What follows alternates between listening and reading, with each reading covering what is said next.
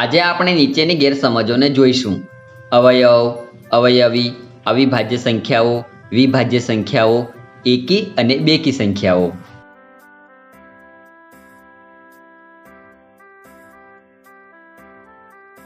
ગેરસમજ 1. નીચેની સંખ્યાઓમાં અવિભાજ્ય સંખ્યાઓ કઈ છે?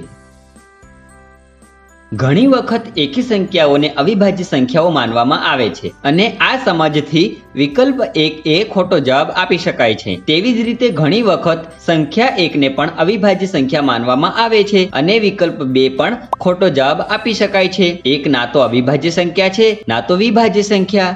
2 એક બેકી સંખ્યા છે એટલે અવિભાજ્ય સંખ્યા નહીં હોઈ શકે એવું માનીને આપેલી સંખ્યાઓમાં ફક્ત 7, 5 અને 3 જ અવિભાજ્ય સંખ્યાઓ છે એ સમજી શકાય છે.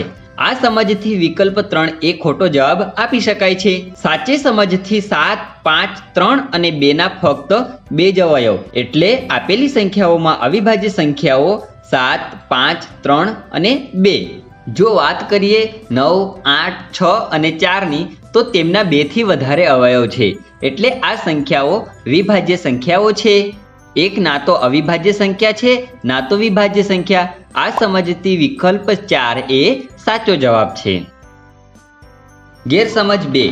4 × 7 = 28 માટે નીચે આપેલામાંથી કયું વિધાન સાચું છે?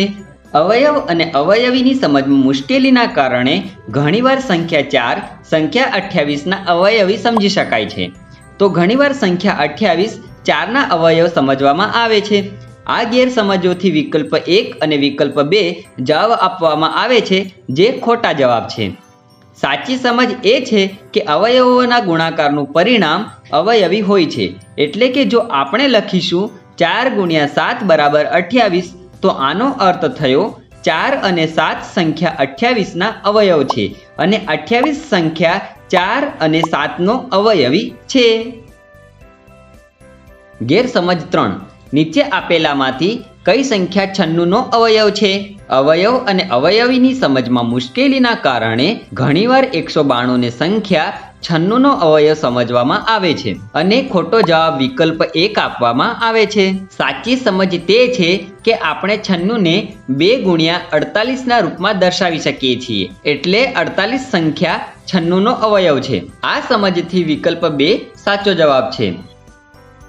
આજે આપણે નીચેની ગેરસમજોને જોઈ.